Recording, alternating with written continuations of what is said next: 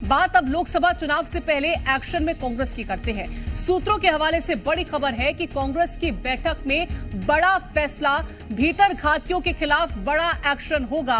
भीतरघातियों को पार्टी से बाहर करेगी कांग्रेस। तो सूत्रों के हवाले से बड़ी खबर है। आपको बता दें कि कांग्रेस की बैठक में यह बड़ा फैसला लिया गया है कि भीतरघातियों के खिलाफ बड़ा एक्शन देखने को मिल सकता है और इन भीतरघातियों को पार्टी बाहर का रास्ता दिखा सकती है। लोकसभा चुनाव से पहले एक्शन में कांग्रेस नजर आ रही है।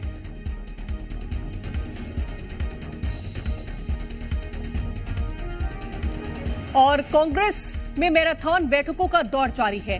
इन बैठकों के पीछे का एक ही लक्ष्य है, केवल इस साल होने वाले लोकसभा चुनाव में जीत का परचम लहराना। लेकिन ये जीत कांग्रेस के लिए उतनी आसान नहीं है जितनी आसानी से पार्टी की ओर से अलग अलग रणनीति बनाई जा रही है। और इसका कारण है विधानसभा चुनाव में पार्टी की ओर से किया गया प्रदर्शन, जो कि साफ है बताने के लिए कि मोदी लहर के आगे कांग्रेस का टिकना किसी चुनौती से कम नहीं है। तो शनिवार, रविवार और फिर आज सोमवार को भी मध्य प्रदेश कांग्रेस में बैठक हुई।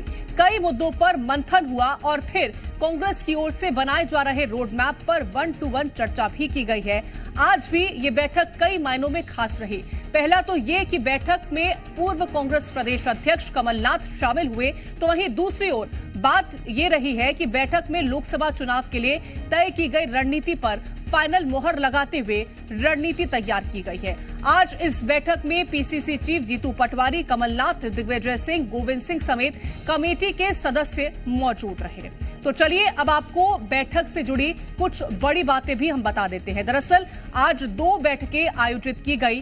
पहली बैठक स्टेट इलेक्शन कमेटी की हुई है और दूसरी बैठक पॉलिटिकल अफेयर्स कमेटी की हुई। बैठक में प्रदेश प्रभारी, प्रदेश अध्यक्ष मौजूद रहे। दिग्विजय सिंह, कमलनाथ भी बैठक में शामिल हुए।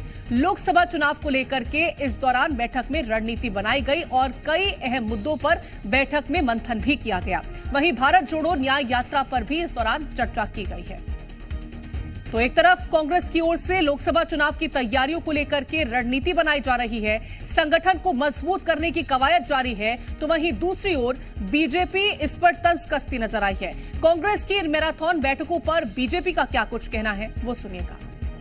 अपने विधायकी की शपथ लेने आए हैं तो ये बताता है कि वो किस प्रकार से गंभीर हैं। छिंदवाड़ा की जनता आज उनको ठगनाथ के रूप में देख रही है, क्योंकि उनके वोटों को ठग कर जिस प्रकार से 1 माह की अज्ञातवास पर गए और आज कांग्रेस दफ्तर में दिखाई दिए और शपथ ली है, तो ये बताता है कि वो जनता के प्रति कितनी जवाबदेही रखते हैं और गंभीरता रखते हैं। और वहीं कांग्रेस की पॉलिटिकल अफेयर कमेटी और स्टेट इलेक्शन कमेटी की बैठक खत्म होने के बाद कांग्रेस के तमाम नेताओं के बयान सामने आ रहे हैं, जहां पूर्व मंत्री सज्जन सिंह का कहना है कि कांग्रेस ने अब लोकसभा चुनाव का आगाज कर दिया है। वहीं पूर्व मंत्री जयवर्धन सिंह ने कहा कि बैठक में हर घर हर गांव जाने की रणनीति तैयार हुई है। देखिए, चुनाव अभियान समिति और 2-3 बैठकें बड़ी इम्पोर्टेंट आज हैं, बड़ा महत्वपूर्ण दिन है आज।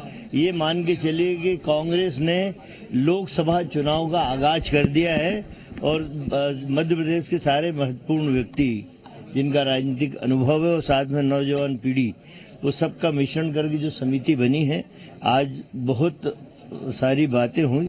मुझे प्रभार मिला है मुरैना लोकसभा का। अब कल ही हमारे पीसीसी अध्यक्ष का दौरा भी है पूरे ग्वालियर चंबल में। मैं भी उनके साथ रहूंगा और वहां पर जैसा हमें निर्देश मिलता रहेगा उस हिसाब से हम पूरी उसमें समीक्षा करेंगे। लेकिन मूल बात यह है कि कांग्रेस के अनेक वहां पर विधायक भी हैं, अनेक वरिष्ठ नेता हैं, सबको मिलकर समन्वय बनाकर हम आगे काम करेंगे।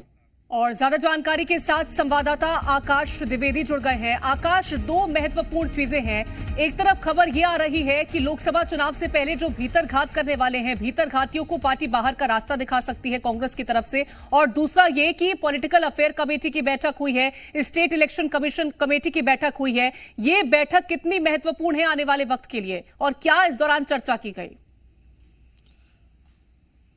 देखिए, लोकसभा चुनाव की तैयारियों को लेकर यह बैठक की गई है और कांग्रेस पार्टी की इस बैठक में अंदर जो बैठक के भीतर हुआ उसकी बात यह है कि इस बैठक के भीतर भीतरघात को लेकर जमकर आवाज उठाई गई। शिकायत की गई कि जो विधानसभा चुनाव में भीतरघात करने वाले कांग्रेस के कार्यकर्ता उन्हें बाहर का रास्ता दिखाया जाए। जिन प्रत्याशियों ने शिकायत की है उन शिकायतों की जांच हो और ऐसे लोगों को बाहर का रास्ता दिखाया जाना चाहिए। इसके साथ ही बैठक में भी सिफारिश की गई है कि बड़े नेताओं को चुनावी मैदान में उतारा जाए, क्योंकि पार्टी ने उन्हें बहुत कुछ दिया है और अब उन्हें पार्टी को देने का वक्त आ चुका है। इसलिए दिग्गज नेता भी लोकसभा चुनाव में जो है वो चुनाव लड़े और जीत कर लोकसभा पहुंचे, क्योंकि 29 लोकसभा सीटें हैं, महज एक सीट कांग्रेस पार्टी के पाले में है। ऐसे में कांग्रेस के लिए मध्य प्रदेश बड़ी चुनौती है कि आप इस सीटों को कैसे बढ़ाते हैं, खासतौर पर मध्य प्रदेश कांग्रेस की नई टीम के लिए।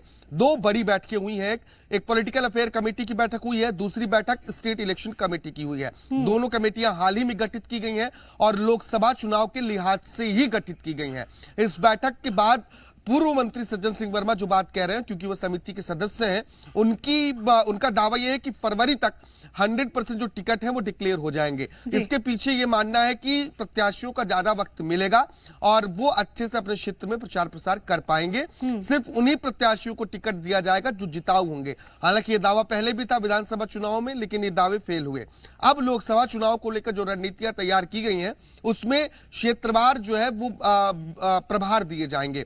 लोकसभा का प्रभार पहले दिया जा चुका है और प्रत्याशियों के चयन को लेकर भी अब अलग अलग क्षेत्रों में इस तरीके की रणनीति तैयार की जाएगी और उस क्षेत्र से जो नामों के प्रस्ताव आएंगे उस पर विचार किया जाएगा।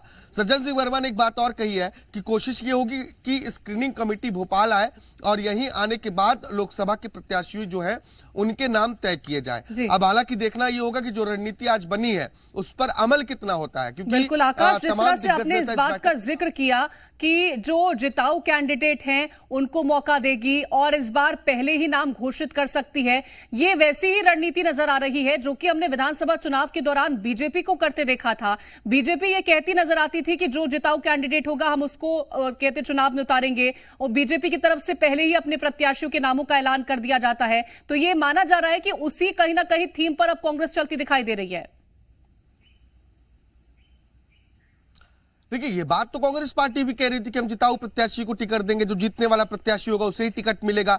और जो सज्जन सिंह वर्मा आज बयान दे रहे हैं कि फरवरी में टिकट घोषित हो जाएंगे, यही सज्जन सिंह वर्मा विधानसभा चुनाव से ठीक पहले कह रहे थे कि हम 6 महीने पहले टिकट घोषित कर देंगे, जब चुनाव में थोड़ा वक्त था। लेकिन हुआ क्या, ऐन वक्त पर कांग्रेस पार्टी ने टिकट घोषित किए। उससे पहले भारतीय जनता पार्टी टिकट घोषित कर चुकी थी अधिकतर सीटों पर और कांग्रेस से पहले सभी सीटों पर प्रत्याशी बीजेपी ने घोषित कर दिए।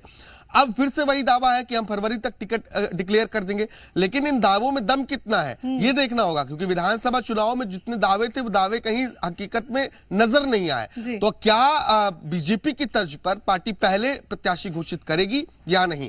और ये जरूरी हो जाता है क्योंकि प्रत्याशी को समय मिलना चाहिए। कई प्रत्याशियों को जिन्हें कम समय में टिकट दिया गया, पहले उन्हें पता, हालांकि पार्टी ये कहती रही कि हम पहले सूचित कर चुके हैं, जिन्हें टिकट मिलने वाला उनको जानकारी हो, अपनी तैयारियों में जुटे हुए हैं।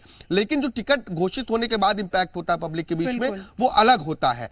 और ऐसे में ये बहुत जरूरी है कि पहले प्रत्याशियों को मौका मिले। तो रणनीतियां तैयार की जा रही हैं कि आखिरकार लोकसभा में किस तरह से फतह हासिल करनी है। बहुत शुक्रिया तमाम जानकारी पहुंचाने के लिए आपका।